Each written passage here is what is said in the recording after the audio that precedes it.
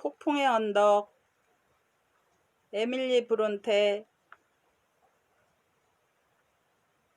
1801년경에 은거할 땅을 찾아 도시에서 황야로 들어와 스러시 크로스 저택을 빌리고 폭풍의 언덕으로 불리는 집을 방문한 로크우드라는 한 신사로부터 비롯된다.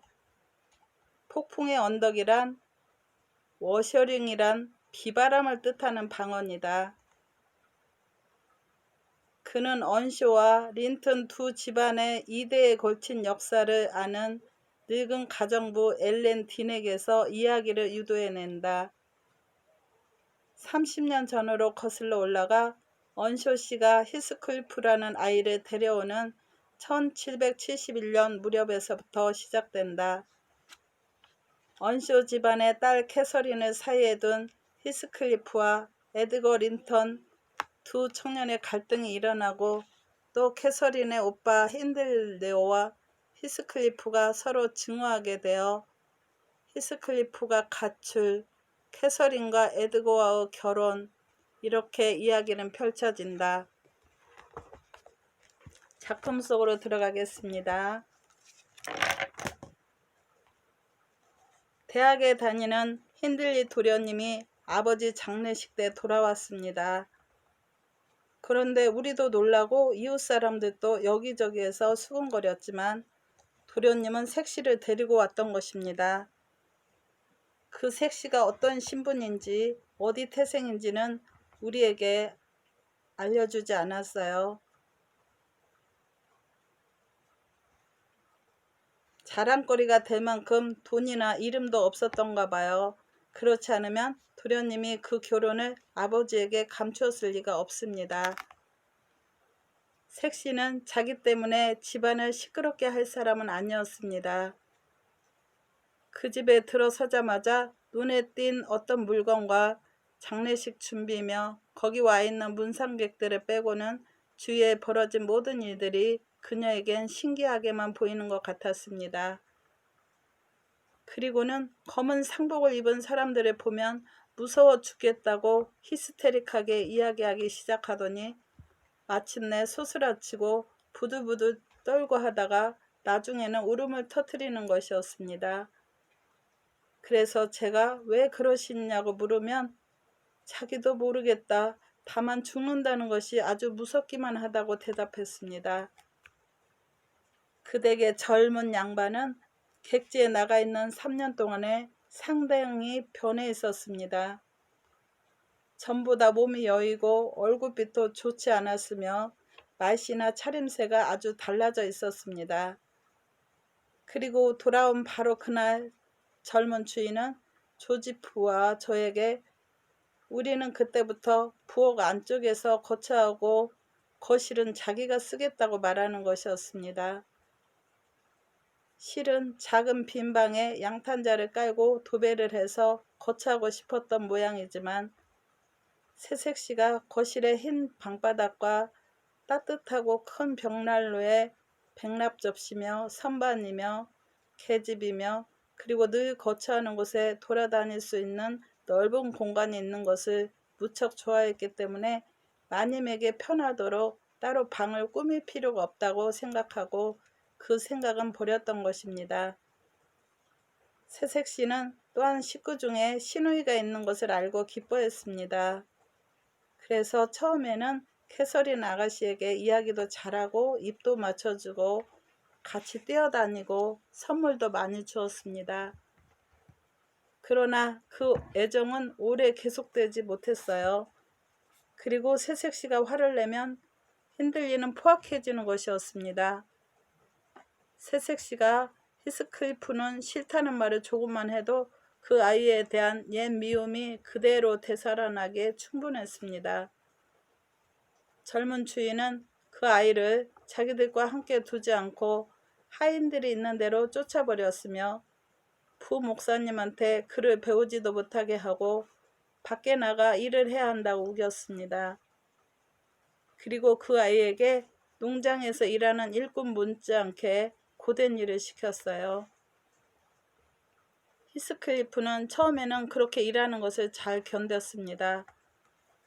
그것은 캐시 아가씨가 배운 것을 그에게 가르쳐주고 밭에서도 함께 일하거나 놀았기 때문입니다. 그 아이들은 둘 다 야만인처럼 거칠게 자라날 게 뻔했습니다. 젊은 주인은 자기 눈에 띄지만 않으면 그들이 어떻게 행동을 하든 그리고 무슨 짓을 하든 개의치 않았습니다. 두 아이가 교회에 나가지 않았을 때 조지프와 부목사님이 그분의 부주의를 책망하지 않았더라면 아이들을 일요일에 교회에 보낸다는 일에 무관심했을 것입니다. 그분은 책망을 듣고 나서야 히스클리프에게 매질을 하고 캐시 아가씨에게는 점심이나 저녁을 굶기도록 명령하는 것이었어요. 두 아이에게 가장 즐거운 일의 하나는 아침에 벌판으로 달아나서 하루 종일 돌아오지 않는 것이었습니다. 나중에 벌을 받는 것쯤은 차차 웃어버릴 일밖에 되지 않았어요. 부목사님이 벌로 캐시 아가씨에게 애우라고 아무리 많은 숙제를 주든 조지프가 자기 팔이 아프도록 히스클리프를 때리든 두 아이는 다시 함께 있게만 되면 그리고 적어도 보복삼아 어떤 못된 계획을 생각해내기만 하면 모든 것을 까맣게 잊어버리는 것이었습니다. 어느 일요일 저녁 그들은 떠들었던지 어쨌던지 아무튼 무슨 대수롭지 않은 일로 거실에서 쫓겨난 일이 있었습니다.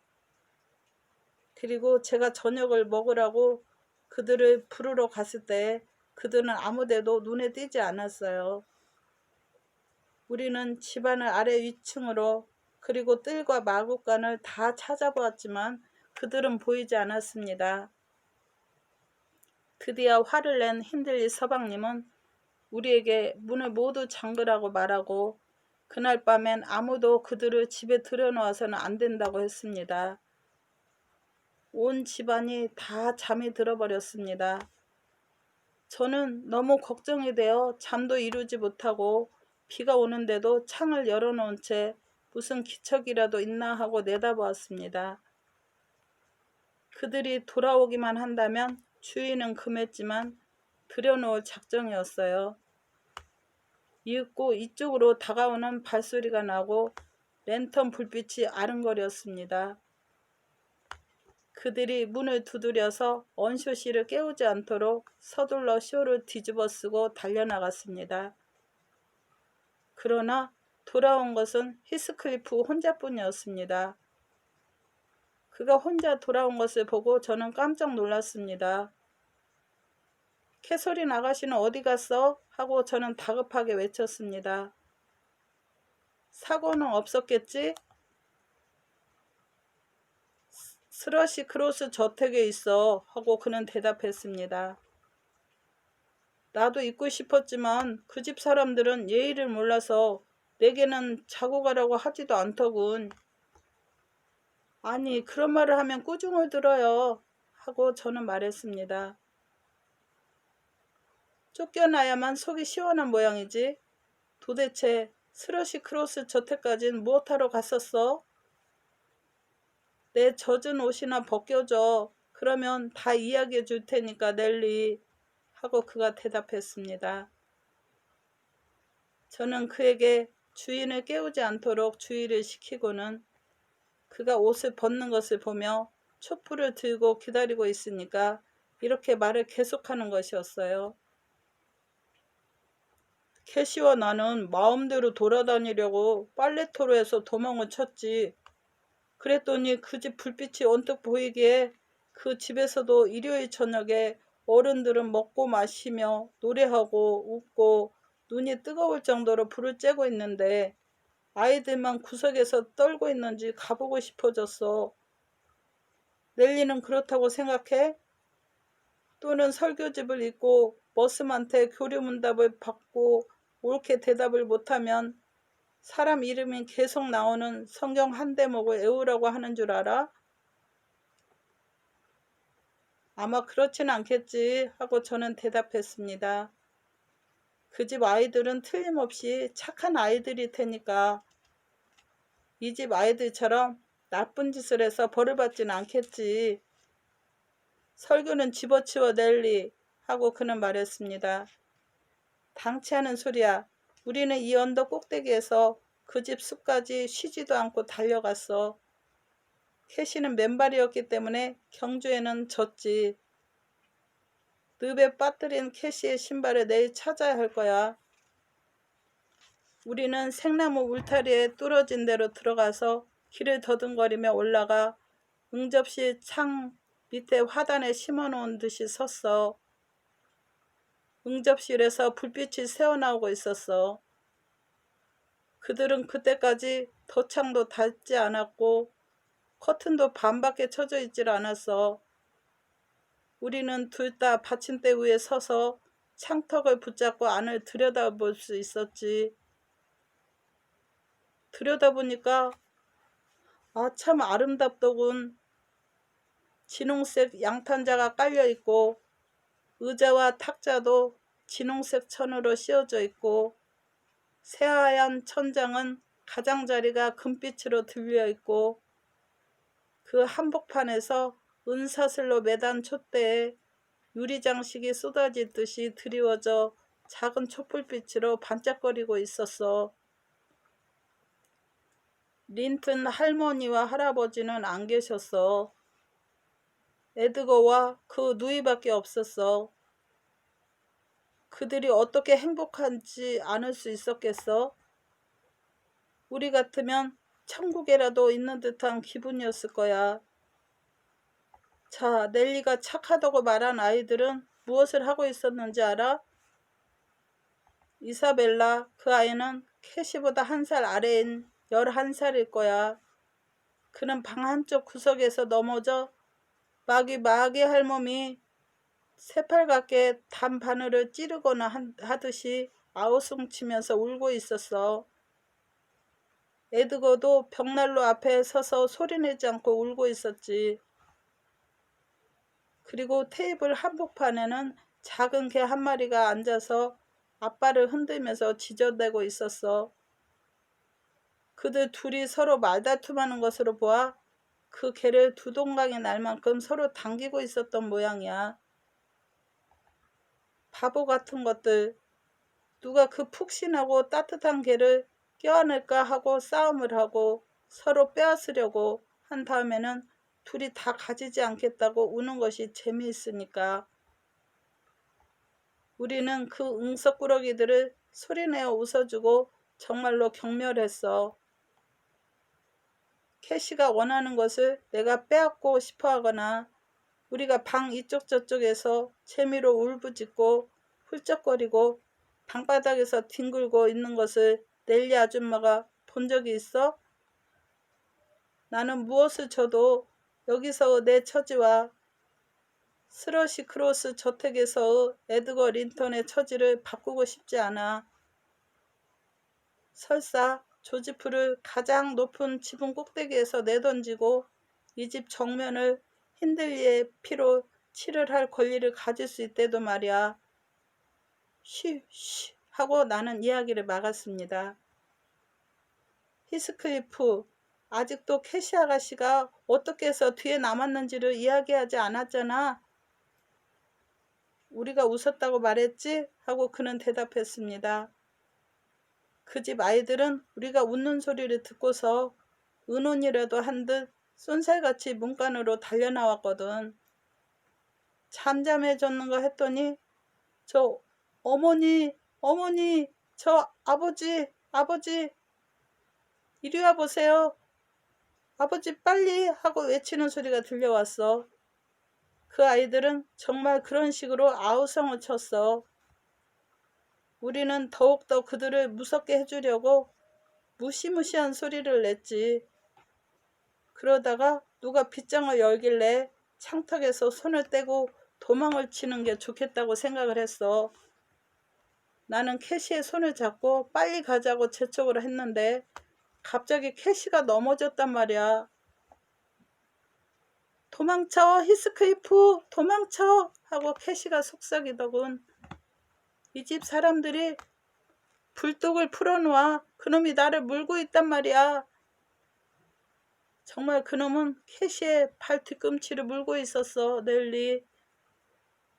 그놈이 흉측스럽게 으르렁거리는 소리가 났어. 그러나 캐시는 고함을 지르진 않았어. 그렇고 말고 미친 암석불에 바쳤다 해도 울부짖지는 않았을 거니까. 그런데 나는 고함을 질렀어. 이 세상의 어느 악마라도 무색할 정도로 욕을 해주었어. 그리고 돌멩이를 집어 그 개의 입을 틀어막고는 힘껏 목구멍 쪽으로 밀어넣었지. 마지막에 짐승 같은 멋진 놈들이 등불을 들고 와서 소리를 쳤어. 꽉 물고 있어. 스컬커 꽉 물어. 그러나 스컬커가 물고 있는 캐시를 보고서는 말투가 달라지더군. 목을 졸라 떼어놓으니까 걔는 입에서 큼직한 자주빛을 반피트나 늘어뜨리고 축 늘어진 입술에서는 피가 섞인 침을 흘리고 있었어. 그 머슴은 캐시를 부축해서 일으키더군. 캐시는 질려 있었지만 무서워서가 아니라 틀림없이 아파서 그랬을 거야.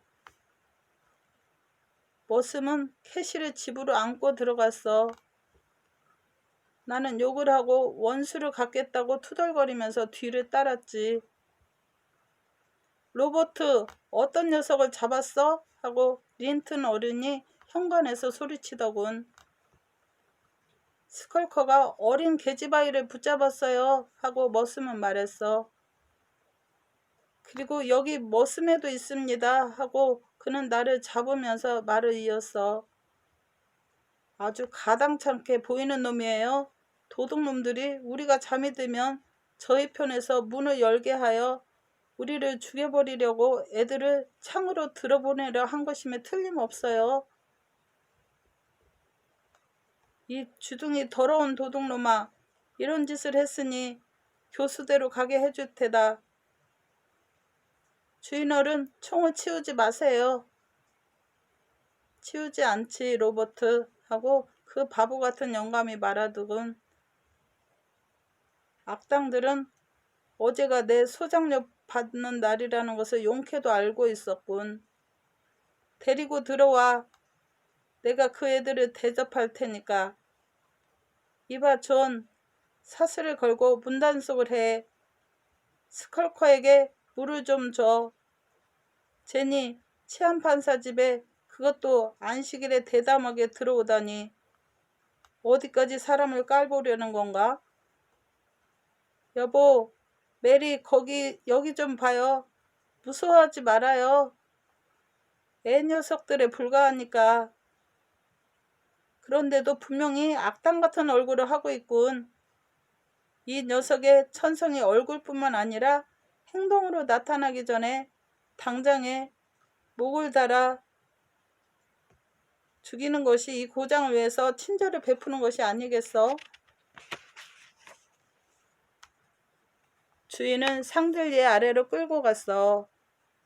그러니까 린튼 할머니는 코에 안경을 걸치더니 무서워서 두 손을 들고 어쩔 줄 모르더군. 겁쟁이 아이들도 살그머니 가까이 왔는데 이사벨라는 이렇게 중얼거렸어. 아이 무서워. 그 애를 지하실에 가둬요. 아버지. 내가 기들여 놓은 꽁을 훔쳐간 점쟁이 아들댁 아들과 아주 같아요. 그렇잖아 에드거 오빠? 그들이 나를 조사하는 동안 캐시도 그리 끌려왔어. 캐시는 내가 점쟁이 아들과 똑같다는 말을 듣고는 웃었어. 얼굴을 뚫어지게 들여다본 에드거 린턴은 겨우 정신을 차려 캐시를 알아보더군. 다른 데서는 좀처럼 만나지 않지만 교회에서는 우리를 보았으니까 말이지. 이 앤 언쇼신의 따님이 아니야? 하고 그는 그 어머니에게 속삭였어. 보세요. 스컬커가 물었어요. 발에서 피가 흘러요. 언쇼신의 따님이라고? 무슨 소리야? 하고 할머니는 외치더니 언쇼 양이 집시와 함께 이 근방을 다니다니. 그러나 상복을 입고 있군. 확실히 그래.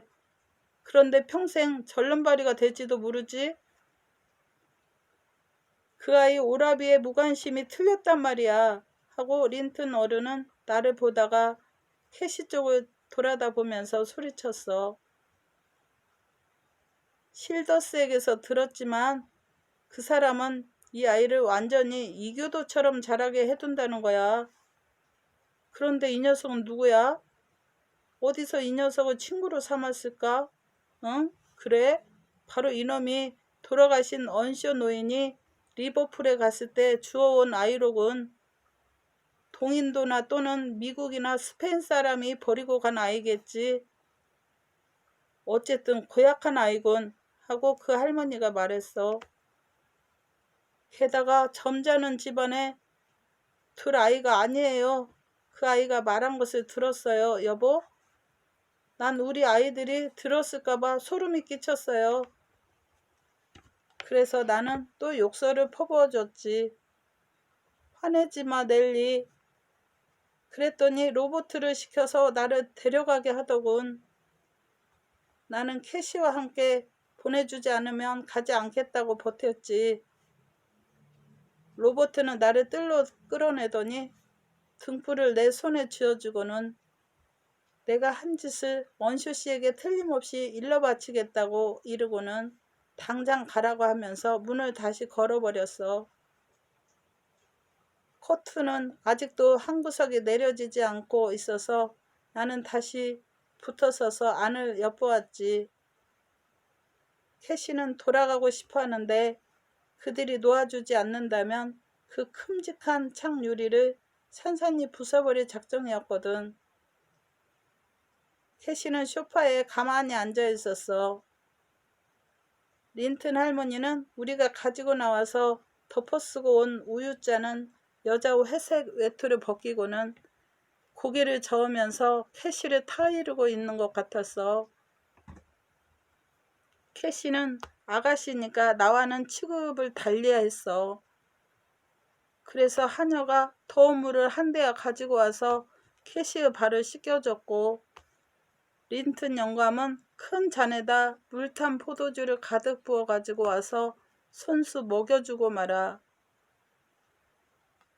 그리고 이사벨라는 접시에 과자를 수북이 담아와서 캐시의 무릎에 쏟아주고 에드거는 멀리서 입을 벌린 채 서서 보고 있었어. 나중에 그들은 캐시의 아름다운 머리를 말려 빗겨주었고 큼직한 슬리퍼를 신겨서 캐시가 앉은 의자를 볼 앞으로 밀고 갔어. 캐시는 과자를 강아지와 스컬커에게 나누어 주곤 그것을 먹고 있는 스컬커의 코를 잡아당겼는데 매우 유쾌한 것 같았어. 그것을 바라보고 있는 그 집 사람들의 멍청한 푸른 눈에도 생기가 도는 듯했는데 그것은 말하자면 캐시의 매력적인 얼굴이 그렇게 만든 것이었어. 그걸 보고 나는 우라통이 나서 집으로 돌아오기로 마음먹었지. 그들은 바보처럼 캐시에게 온통 반했더군. 캐시는 그들보다는 아니 이 세상에 어떤 사람보다도 훨씬 아름다운 아가씨니까. 그렇잖아 넬리? 이번 일은 너가 생각하는 것보다 훨씬 큰 일로 번질 거야 하고 저는 대답하고는 그에게 이불을 덮어주고 불을 껐습니다. 너는 어쩔 도리가 없어. 히스클리프 두고 봐. 힌들리 서방님은 어떤 지독한 짓이라도 하고 말 테니까. 제가 한 말은 제가 생각했던 것보다 더 적중했습니다. 그 불행한 모험은 서방님을 펄펄 뛰게 했어요. 게다가 다음날 아침 린튼 어른이 간밤의 일을 해명하려고 일부러 찾아와서 젊은 주인에게 집안을 다스리는 법도를 설교하다시피 했으므로 힌들리 서방님도 정말로 가족을 철저히 단속하겠다는 생각이 들게 되었지요. 서방님은 히스클리프에게 매를 들지는 않았지만 앞으로 한마디라도 캐시 아가씨에게 말을 걸면 당장 쫓아내겠다는 것이었습니다. 그리고 언쇼 마님도 신우이가 돌아오는 대로 적당한 감독을 하기로 했습니다. 무리하게가 아니라 영리한 방법으로 할 작정이었죠. 절대로 무리하게 할 수는 없었을 테니까요. 캐시 아가씨는 크리스마스 때까지 5주일을 스러시 크로스 저택에 머물렀습니다. 그동안 발 뒤꿈치의 상처는 말끔히 나았고 행시도 많이 나아져 있었습니다. 마님께서는 틈틈이 자주 찾아가서 고운 옷을 입히고 구슬리고 해서 아가씨의 자존심을 세워줌으로써 그 성질을 고치려는 계획에 착수하셨죠. 캐시 아가씨도 그러는 것을 좋아했습니다. 그리하여 집에 돌아왔을 때에는 모자도 없이 뛰어들어 우리에게 달려와 모두들 숨도 못 쉬게 얼싸안는 거친 계집애가 아니라 매우 점잖은 아가씨가 되어 예쁘고 까만 조랑말에서 내리는 것이었어요. 깃털 장식이 꽂힌 수달피 모자 밑으로 갈색 고스머리를 늘어뜨리고 긴 모직 승마복을 입고는 옷자락을 두 손으로 살짝 쥐고 의젓이 걸어 들어온 것입니다. 힌들리 서방님은 아가씨를 말에서 안아내리며 기쁜 듯이 소리쳤어요. 아니 캐시 아주 미인이 됐구나. 못 알아보겠는데. 이젠 아주 어른 같아. 이사벨라 닌튼과는 비교도 안 되겠는걸. 그렇잖아 프랜시스? 이사벨라는 타고난 바탕이 없는 거려 하고 마님이 대답했습니다. 그러나 아가씨도 이제 집에 돌아왔다고 해서 다시 거칠어지지 않도록 해야 해요. 엘렌. 캐시 아가씨가 옷 벗는 것을 도와드려. 아 잠깐 기다려요. 고스머리가 헝클어지겠어. 내가 모자끈을 풀어줄 테니. 승마복을 벗겼더니 그 속에는 멋진 체크 무늬의 비단 우옷과 흰 바지며 반들반들한 구두가 눈이 부실 정도였습니다. 개들이 반가워 덤벼들었을 때 아가씨는 기쁜 듯이 눈을 반짝였지만 아름다운 옷에 개들이 매달릴까봐 쓰다듬어 주지도 않았습니다. 아가씨는 저에게 살며시 입을 맞추었지만 끌어안지는 않았어요. 저는 그때 크리스마스 케이크를 만드느라고 온통 밀가루 투성이었으니까요. 그런데 아가씨는 자리에 앉자마자 히스클리프가 어디 있느냐고 물으면서 주위를 살폈습니다.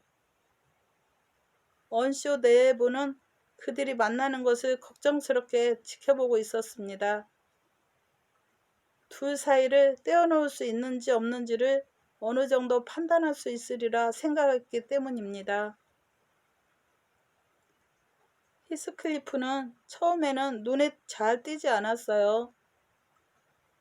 몸의 청결에 대해선 캐시 아가씨가 집을 비우기 전부터 전혀 신경 쓰지 않고 아무렇게나 하고 있었지만 아가씨가 돌아온 뒤로는 10배나 더했습니다. 그에게 더러운 아이라고 일러주는 일주일에 한 번은 몸을 씻으라고 말하는 친절을 베푼 사람은 저밖에 없었습니다. 게다가 그 나이 또래의 아이로서 비누와 물을 쓰는 것을 천성으로 좋아하는 아이는 좀처럼 없는 법입니다. 그러므로 석 달 동안이나 진흙과 먼지투성이인 채 갈아입은 적이 없는 그의 옷과 그의 칙칙하고 빗지 않은 머리칼은 말할 것도 없고 때가 낀 그의 얼굴과 손은 기분이 언짢을 만큼 더러웠습니다. 이런 마당에 머리가 헝클어진 몰골로 나타내리라고 생각했던 자기의 짝이 그렇게도 아름답고 맵시 있는 아가씨가 되어 돌아온 것을 보고 그가 긴 의자 뒤에 숨어버린 것도 무리는 아니었어요. 히스클리프는 집에 없어? 하고 아가씨는 장갑을 벗어 아무것도 하지 않고 집 안에만 있었기 때문에 기막히게 흰 손가락을 내보이면서 묻는 것이었습니다. 히스클리프, 나와도 좋아 하고 그가 난처해 하는 것을 재미있어 하며 얼마나 보기 싫은 불황배 같은 꼴로 아가씨 앞에 나서게 되는가 보는 것이 좋아서 힌들리 서방님은 외쳤습니다. 너도 나와서 다른 하인들처럼 캐서린 아가씨에게 인사를 드리도록 해라. 캐시 아가씨는 숨어있는 친구를 보자마자 껴안으려고 달려갔습니다. 눈 깜짝할 사이에 47번이나 키스를 퍼붓고는 뒤로 물러나 웃으면서 소리쳤습니다. 아니 어쩌면 이렇게 시커멓고 무뚝뚝한 얼굴을 하고 있을까? 그리고 또 왜 이렇게 우습고 무서운 얼굴을 하고 있을까? 하긴 내가 에드거와 이사벨라 린튼을 늘 보아왔기 때문에 그럴 거야. 그래 히스클리프, 나를 잊어버렸니? 아가씨가 그렇게 묻는 데에는 이유가 없지 않았습니다. 왜냐하면 부끄러움과 자랑스러움이 그 얼굴에 어둠을 던져 그가 꼼짝도 하지 않았기 때문입니다. 악수의 히스클리프 하고 언쇼 서방님은 친절을 베풀듯이 말했습니다. 때로는 그 정도는 괜찮은 거야. 싫어 하고 그 소녀는 드디어 입을 떼어 대답하는 것이었어요. 나는 웃음거리가 되고 싶진 않아. 그건 견딜 수 없어. 그리고 그는 그 자리를 빠져나가려고 했지만 캐시 아가씨가 그를 다시 붙잡았습니다. 너를 비웃으려고 한 것은 아니야 하고 아가씨는 말했습니다. 그냥 어쩌다 웃음이 나왔지 히스클리프. 하지만 악수는 해. 뭐 때문에 시무룩한 거야? 너가 이상하게 보여서 그랬을 뿐이야. 얼굴을 씻고 머리를 빗으면 괜찮을 거야. 하지만 지금은 아주 더러워. 나를 만질 필요는 없어 하고 히스클리프는 캐시 아가씨의 눈치를 알아차리고 손을 빼면서 대답했습니다. 앞으로도 마음 내키는 대로 얼마든지 더럽게 할 테야. 나는 더러운 것이 좋아. 그래서 나는 일부러 더럽게 할 거야.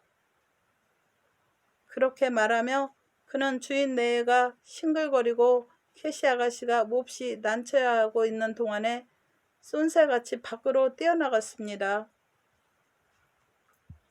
아가씨는 자기가 한 말이 어떻게 해서 그가 뛰쳐나갈 만큼 화를 내게 했는가를 이해할 수 없었습니다. 돌아온 아가씨의 시중을 들고 난 뒤 저는 과자를 오븐에 넣고 크리스마스 이브답게 거실과 부엌에 불을 잔뜩 지펴 훈훈하게 만들고 나서 편히 앉아 크리스마스 캐럴을 부르며 혼자 즐기려고 했습니다. 조지프는 제가 즐겨 부르는 즐거운 노래는 보통 노래와 별로 다를 것이 없다고 놀렸지만 저는 그런 것 좀 아무렇지도 않았습니다. 조지프는 벌써 자기 방에 틀어박혀 혼자 기도를 드리고 있었습니다. 언쇼 서방님 내에는 린튼씨 댁을 위해 감사 표시로 사놓은 선물을 캐시 아가씨에게 내보이면서 환심을 사고 있었습니다. 서방님 내부는 린튼 남매를 워서링 하이츠에 놀러오라고 초대를 하고 승낙도 받았지만 거기에는 한 가지 조건이 붙어 있었습니다.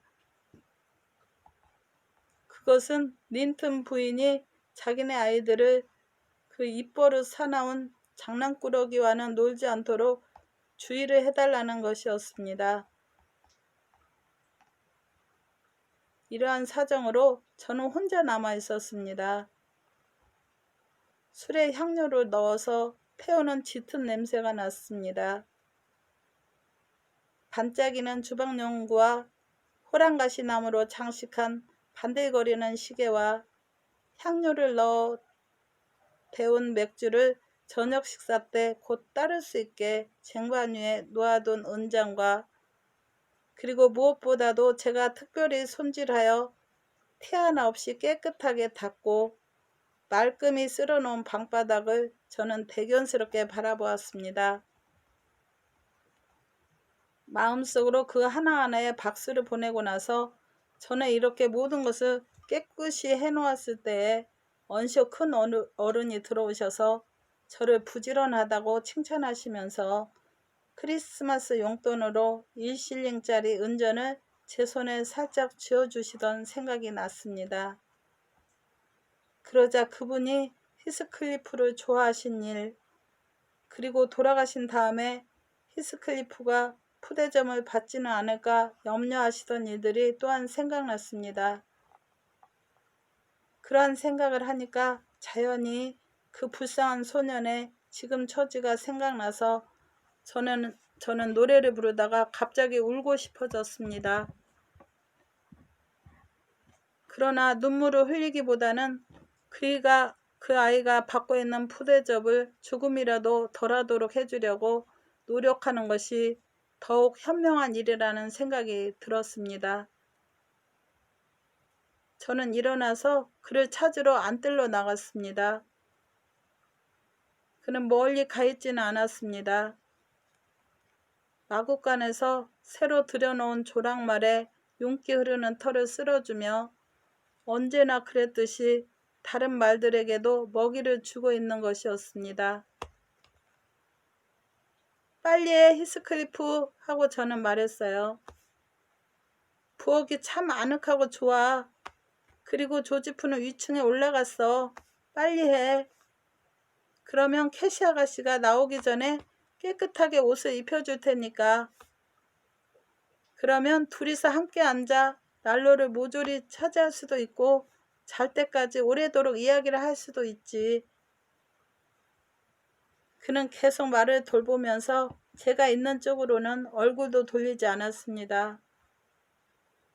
어서 와, 오는 거지? 하고 저는 말을 계속했어요. 둘이서 각각 넉넉할 정도로 과자도 있어. 그런데 옷을 입는데도 반 시간은 걸려야 할 거야.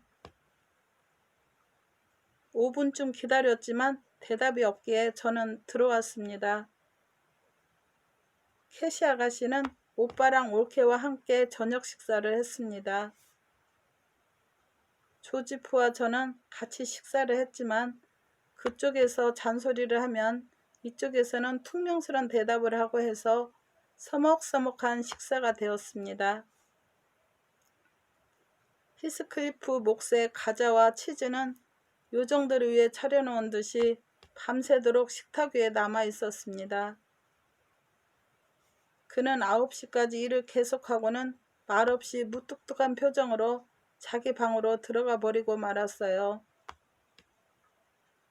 캐시 아가씨는 새로 사귄 친구들을 맞이하기 위하여 여러 가지 시킬 일이 있어 늦게까지 앉아 있었습니다. 아가씨는 옛 친구에게도 말을 걸려고 한번 부엌에 들어왔지만 그가 보이지 않아서 어떻게 된 거냐고 묻기만 하고는 가버렸습니다. 다음날 아침 히스클리프는 일찍 일어났어요. 그리고 그날은 주일이었기 때문에 기분 전환을 위해 들판에 나가버리고 집안 사람들이 교회에 갈 때까지 나타나지 않았습니다. 먹지도 않고 반성을 하느라고 기분은 좀 누그러진 것 같았어요. 제 앞에 와서 한동안 우물거리더니 용기를 내어 불쑥 이렇게 소리쳤습니다. 넬리, 나를 깨끗하게 해줘. 나도 점잖아져야겠어. 잘 생각했어, 히스클리프 하고 저는 말했습니다. 너는 캐서린 아가씨를 슬프게 했어. 집에 돌아온 것을 후회하고 있을 거야. 모두들 아가씨를 너보다 소중히 여기니까 너는 시기를 하고 있는 거야. 캐시 아가씨를 시기한다는 말을 그는 알아듣지 못했지만 슬프게 한다는 말은 분명히 알아들은 것 같았습니다. 캐시가 슬프다고 말했어 하고 그는 매우 심각한 얼굴을 하면서 물었습니다. 내가 오늘 아침 벌써 나갔다고 말했더니 그 아가씨는 울었어. 나도 간밤에 울었단 말이야 하고 그는 대답했습니다.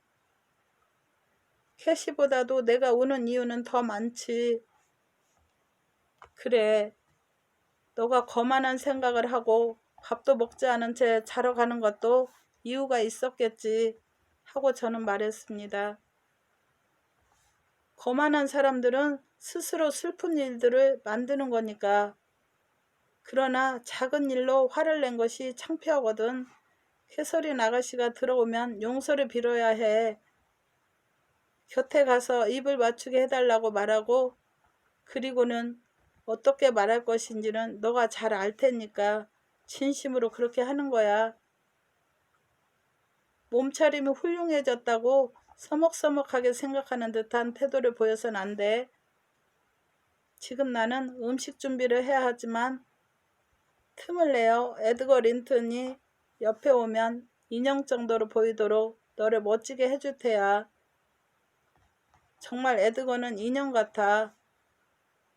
너는 나이는 어리지만 틀림없이 키는 에드거보다 크고 어깨도 2배나 넓으니까 그 따위는 단번에 넘어뜨릴 수 있을 거야. 그렇게 생각하지 않니? 히스클리프의 얼굴은 잠시 밝아졌습니다. 그러다가 다시 얼굴이 어두워지면서 한숨을 쉬는 것이었어요. 그렇지만 넬리, 내가 그 녀석을 20번쯤 때려 눕힌다 하더라도 그 때문에 그 녀석이 덜 멋있거나 내가 더 멋지지는 않겠지. 나도 머리가 열봉 빛깔이고 살결이 희었으면 그리고 그 녀석처럼 옷을 잘 입고 점잖고 그만큼 부자가 될 기회가 있다면 좋겠는데 그럼 걸핏하면 엄마나 찾으며 울고 저는 말을 이었습니다. 촌뜨기가 주먹을 쳐대기만 해도 벌벌 떨고 비가 한참 쏟아졌다고 하루 종일 집에 처박혀 있고 싶다는 거니? 히스클리프? 너는 약한 마음을 드러내 보이고 있어. 거울 있는 데로 와. 너가 어떻게 변했는지를 보여줄 테니까. 너의 눈과 눈 사이에 2줄의 주름살과 저 짙은 눈썹이 아치 모양으로 올라가지 않고 중간에 내려와 있고 그리고 그렇게도 깊이 들어가 있는 저 시커먼 악마 같은 2눈. 당당하게 창문을 여는 게 아니라 마치 악마의 첩자처럼 그 아래 숨어서 반들거리고 있는 2눈이 보여? 그 시무룩한 주름살을 활짝 펴고 눈을 솔직하게 뜨고 그 악마 같은 2눈을 아무것도 의심하지 않고 항상 분명히 적이 아닌 경우에는 친구라고 생각하는 숨김없고 순진한 천사와 같은 눈으로 바꾸도록 힘써. 발길에 걷어채면 그것이 자신의 잘못에 대한 당연한 결과라는 것을 알면서도 그 아픔 때문에 찬 사람뿐만 아니라 모든 세상을 미워하는 사나운 똥개 같은 얼굴은 하지 않는 게 좋아. 결국 에드거 린턴 같은 크고 푸른 눈과 번듯한 이마를 가지고 싶어해야 한단 말이지? 하고 그는 대답했습니다. 나도 소원이지만 그러나 그렇다고 그렇게 되지는 않지. 마음씨가 착하면 얼굴도 좋아지는 거야 이 사람아 하고 저는 말을 계속했습니다. 너가 진짜 검둥이라 하더라도 말이야. 그리고 마음씨가 나쁘면 아무리 아름다운 얼굴도 보기 싫을 정도가 아니라 더 망측한 얼굴이 돼. 씻고 빗고 그리고 시무룩한 표정도 없애버리고 너 자신이 예뻐졌다고 생각되지 않니? 정말이지 나는 그렇게 생각해. 마치 변장한 왕자라고 해도 쑥스럽지 않겠어. 너의 아버지가 중국의 황제이고 너의 어머니는 인도의 여왕이고 그들 하나하나가 일주일의 수입으로 워셔링 하이츠와 스러시 크로스 전택을 한꺼번에 살 수 있을 만큼 부자라고 해도 누가 알게 뭐야? 그리고 너는 고약한 뱃사람들에게 납치되어 영국으로 오게 된 것인지도 모르잖아. 내가 만약 너의 처지라면 나는 귀하게 태어났다는 생각을 가질 것이며 그리고 작은 농부의 천대를 받았다고 하더라도 아무렇지도 않을 만한 용기와 위험이 생겨날 거야. 그러자 히스클리프는 차차 찌푸린 얼굴을 펴지고 아주 유쾌하게 보이기 시작했습니다. 그때 갑자기 한 길로 올라와서 안뜰로 들어서는 마차 소리 때문에 우리들의 대화는 중단되었습니다. 히스클리프는 창으로 달려갔고 저는 문간으로 달려갔습니다. 마침 린튼 닭의 두 남매가 외투와 털가죽에 숨이 막힐 만큼 쌓여서 자가용 마차에서 내리고 언쇼가의 남매들도 말에서 내리고 있었습니다. 그들은 겨울철에 흔히 말을 타고 교회로 갔던 것입니다. 캐시 아가씨는 린튼과 사람들의 손을 하나씩 잡고 거실로 데리고 들어와서 불 앞에 앉혔습니다. 그러자 두 아이들의 흰 얼굴에는 곧 붉은 빛이 감돌았습니다. 제가 히스클리프에게 자 빨리 가서 귀염성 있는 데를 보여주라고 재촉했더니 그는 기꺼이 내 말을 따랐습니다. 그러나 재수없게도 그가 부엌 쪽에서 문을 열었을 때 힌들리 서방님이 저쪽에서 그 문을 열었던 것입니다. 두 사람은 얼굴이 마주쳤습니다. 그러니까 서방님은 히스클리프가 깨끗하고 쾌활한 것이 화가 났던지 아니면 린튼 부인과의 약속을 지키고 싶어서였는지 그를 갑자기 떠밀며 성난 듯이 조지프에게 말하는 것이었습니다. 이 녀석을 밖으로 쫓아내 식사가 끝날 때까지 다락방에다 가둬. 1분 동안만 혼자 내버려두면 파이를 손가락으로 쑤시고 과일을 훔치고 할 거야. 아니에요 서방님 하고 저는 말하지 않을 수 없었습니다. 아무것도 건드리지 않습니다. 이 아이만은. 그리고 우리와 마찬가지로 이 아이도 맛있는 것을 먹어야만 합니다. 어두워질 때까지 다시 아래층에 내려오는 것이 눈에 띄면 내 주먹이나 먹여주지 하고 힌들리 서방님은 외쳤습니다. 저리 가, 이 거지 녀석 같으니. 아니 멋을 부리려고 해? 그 멋부린 머리칼 좀 잡아당겨 볼까? 내가 이렇게 좀 더 길게 해주지? 이미 충분히 긴데요? 하고 린튼 도련님이 문간에서 들여다보면서 말참견을 했습니다. 머리칼이 저렇게 길고도 머리가 아프지 않는지 몰라. 마치 망아지 갈기가 눈을 덮고 있는 것 같군. 그는 모욕하려고 이 말을 한 것은 아니었지만 히스클리프의 격한 성질은 그때도 그가 경쟁자로서 미워하고 있는 듯한 사람의 건방진 말씨를 참으려고 하지 않았습니다. 그는 맨 처음 손에 잡히는 대로 뜨거운 애플소스 같은 그릇을 잡아들고 그것을 온통 소년의 얼굴과 목덜미에 끼얹어 버렸습니다. 그 소년은 당장에 비명을 질렀고 그 소리를 듣고 이사벨라 아가씨와 캐시 아가씨가 급히 달려왔습니다. 언쇼 서방님은 당장 히스클리프를 붙잡고 그 침실로 데려갔습니다. 거기서 아마 자기의 흥분을 가라앉게 하려고 심하게 매질을 했겠지요. 서방님은 얼굴이 시뻘개져 씩씩거리면서 나왔으니까요. 저는 행주를 가지고 좀 겸연쩍게 에드거 도련님의 코와 입을 닦아주면서 쓸데없는 참견에 대한 벌이라고 일러주었습니다. 그의 누이는 집에 가려고 울기 시작했고 캐시 아가씨는 모든 게 창피해서 어쩔 줄 모르고 서 있었습니다. 그 애한테 말을 걸지 않았어야 해 하고 캐시 아가씨는 린튼 도련님에게 타일렀습니다. 그 애는 처음부터 기분이 나빴고 그래서 너희들의 방문도 이꼴이 돼버렸지.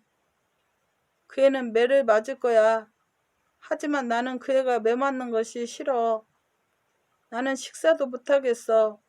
왜 그 애에게 말을 걸었어, 에드거? 말을 건 게 아니야 하고 그 소녀는 내 손에서 벗어나더니 자기의 흰 모시 손수건으로 아직도 남은 애플소스를 마저 닦으면서 흐느끼듯 말했습니다. 나는 어머니에게 그에게 말 한마디도 걸지 않겠다는 약속을 했고 그리고 정말 아무 말도 안 했어. 자, 울지마 하고 캐시 아가씨는 경멸하듯이 말했습니다. 너는 죽은 것도 아니야. 더 이상 소란 피우지 마. 오빠가 와. 조용히 해. 그쳐. 이사벨라, 누가 널 때렸니? 자, 모두들 자리에 앉지 하고 힌들리 서방님이 뛰어들어오면서 외쳤습니다. 그 개같은 녀석을 두들겨 줬더니 몸이 훈훈하군.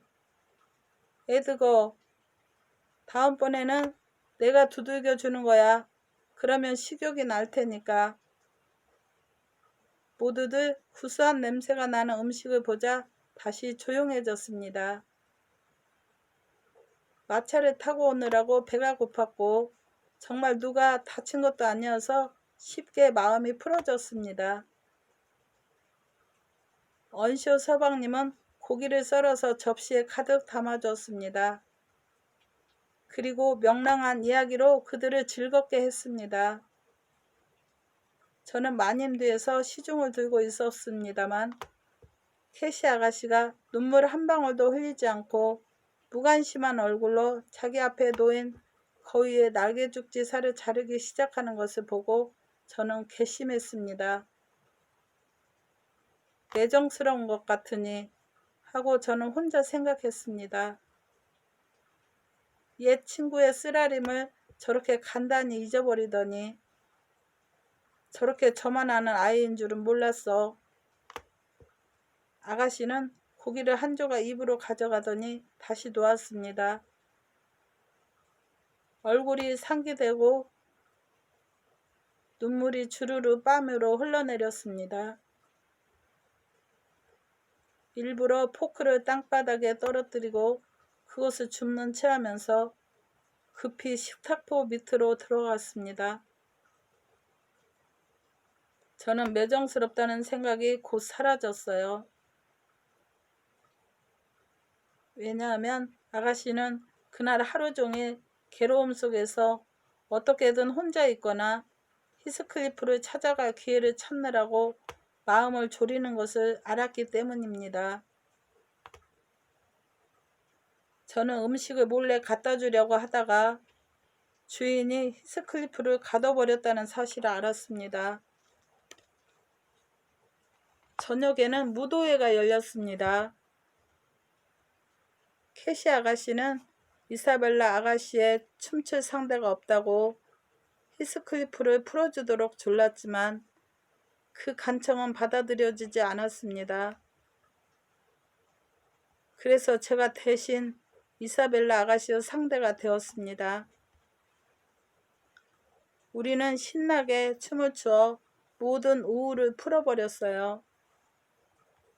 게다가 가수들 외에 트럼펫, 트럼본, 클라리넷, 바순, 호른과 첼로 등 모두 15명으로 구성된 기모튼 악단이 참가하여 우리들의 즐거움을 한층 더했습니다. 그 악단은 크리스마스 때마다 훌륭한 집을 찾아다니며 기부금을 받았습니다. 우리는 이 악단의 노래를 듣는 것이 무엇보다도 즐거웠습니다. 언제나 하는 크리스마스 캐럴을 부른 다음 우리들은 그들에게 가곡과 합창곡을 청했습니다.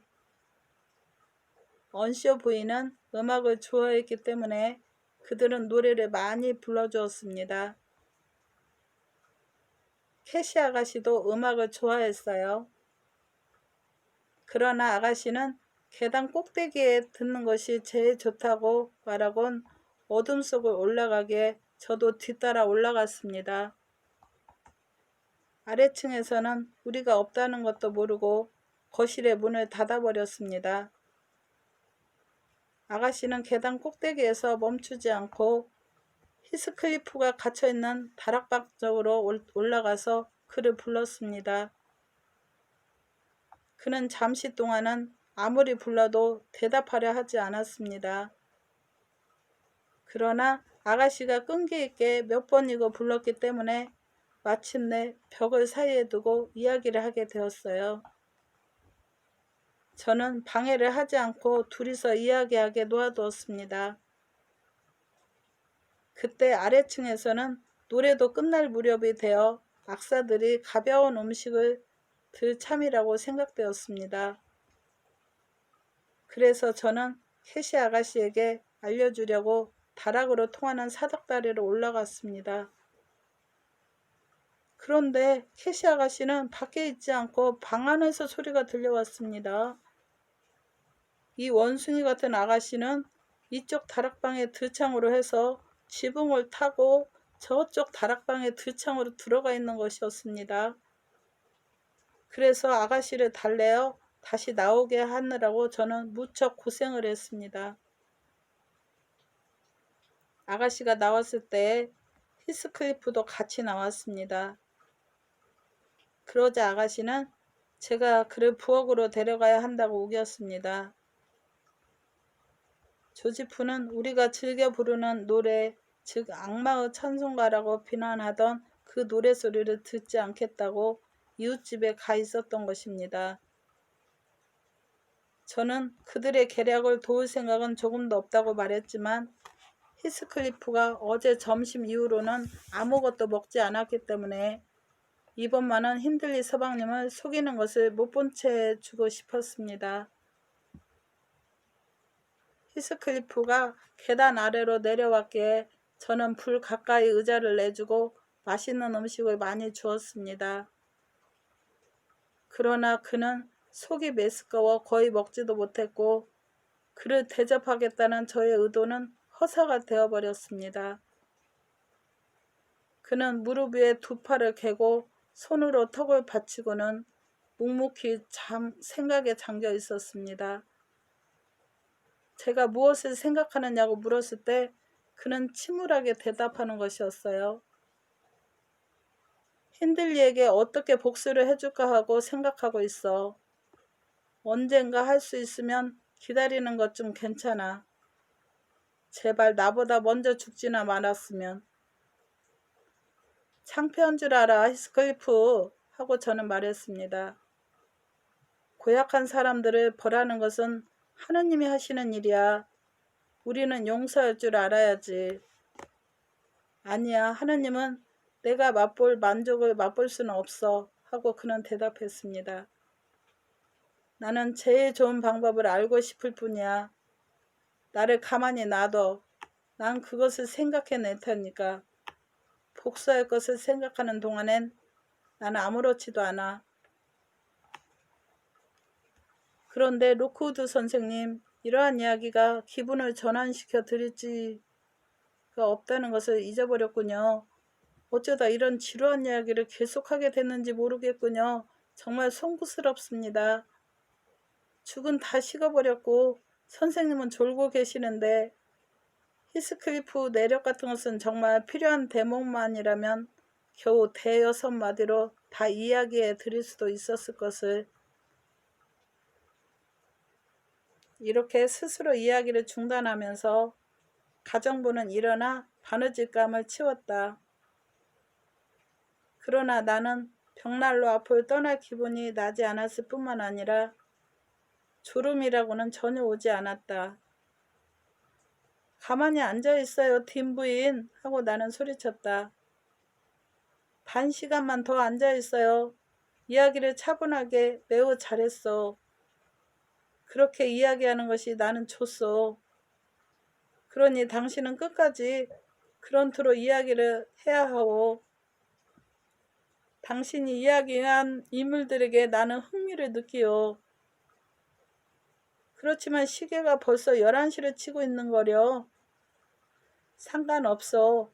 나는 늘 11시나 12시에는 자지 않으니까. 아침 10시까지 누워 자는 사람에게는 1시나 2시도 이른 시간이지. 10시까지 누워 계셔서는 안 돼요. 그때는 벌써 아침에 가장 좋은 시간이 지나고 마니까요. 10시까지 하루 일에 반을 하지 않는 사람은 나머지 반도 못하게 있으지요. 어쨌든 딘부인 다시 의자에 앉아요. 내일 나는 오후까지 잘 작정이니까 이번 감기는 아무래도 곧 나을 것 같지가 않소. 빨리 나으셔야죠. 그럼 계속하죠. 이야기를 한 3년쯤 건너뛰어서 해야겠어요. 그 3년 동안에 언시어 부인께서는 아니 그럴 수는 없어. 이런 기분을 당신은 아는지 혼자 앉아서 그 앞에 깔아놓은 천 위에서 고양이가 새끼를 핥고 있는 광경을 열심히 바라보는 경우가 있는데 그럴 때 어미 고양이가 새끼 고양이의 한쪽 귀만 핥고 다른 쪽은 핥지 않는 것을 본다면 얼마나 화가 나고 안타까운 기분이 드는지 말이오. 대단히 태평스러운 기분이군요. 그와는 반대로 지루한 것 같으면서도 활기찬 기분이지. 그것이 지금 내 기분이란 말이오. 그러니까 이야기를 자세히 계속하오. 같은 검이라도 보통 집에 줄을 치면 반갑지 않지만 감옥에서 줄을 치면 거기 갇혀있는 사람들에게는 반가운 것과 마찬가지로 나로서는 도시 사람들은 재미가 없지만 이구장 사람들은 매우 재미가 있어. 그러면서도 이구장 사람들에게 깊은 매력을 느끼는 것은 그 사람들을 바라보는 나 자신의 처지 때문만은 아니요. 이 지방 사람들은 도시 사람들보다 더 열심히 좀 더 깊숙한 자기 속에서 살고 있기 때문에 도시 사람들처럼 껍데기뿐인 분주하고 하잘것없는 외적인 사물에는 그다지 마음 쓰지 않으면서 살고 있어. 이런 데서는 한평생 연애를 할 수도 있을 것 같소. 게다가 나는 어떠한 연애도 1년을 넘기지 못하는 걸로 믿고 있는 사람인데 이곳에서는 배고픈 사람에게 단 한 접시의 음식만 주어서 식욕 전부를 그 한 접시에 집중시켜 그것을 충분히 맛보게 하지만 도시에서는 마치 프랑스 요리사들이 차려놓은 식탁에 앉는 것과 같아. 아마 그 전체로서는 한 접시에 집중하는 것에 못지않겠지만 각 음식에 대해서는 그의 관심과 기억이 거의 남지 않을 거요. 아니에요. 여기 사람들도 알고 보면 다 마찬가지예요. 딘 부인은 좀 어리둥절한 듯이 깨우쳐 주었다.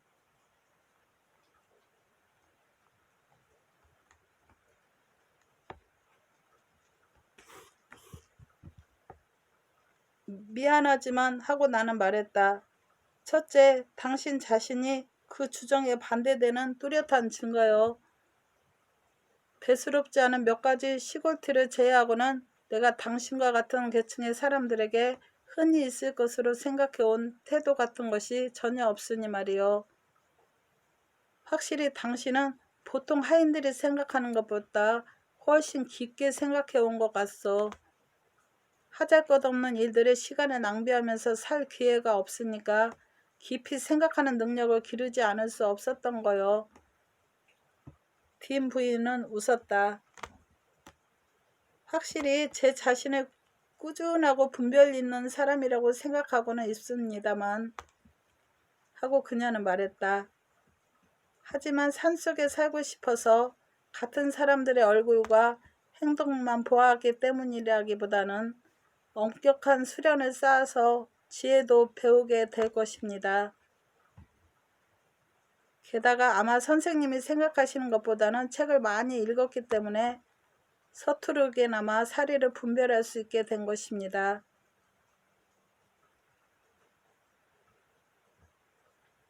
이 서재에 있는 책 가운데 제가 읽고 무엇이든지 배우지 않은 책은 한 권도 없으니까요. 물론 저기 쭉 꽂힌 그리스어와 라틴어 그리고 프랑스어 책은 놔두고요. 하지만 그리스어인지 라틴어인지 하는 구별만은 알고 있어요. 가난한 사람의 딸로서는 그 이상 바랄 수는 없지요. 그러나 잡담식으로 이야기를 해야 한다면 계속하지요. 그래서 3년을 뛰어넘는 것은 그만두고 다음해 여름, 즉 1778년, 그러니까 거의 23년 전에 여름 이야기로 넘어가기로 하지요. 들어주셔서 감사합니다. 구독과 좋아요는 저에게 격려가 됩니다. 항상 편안하시고 행복하세요.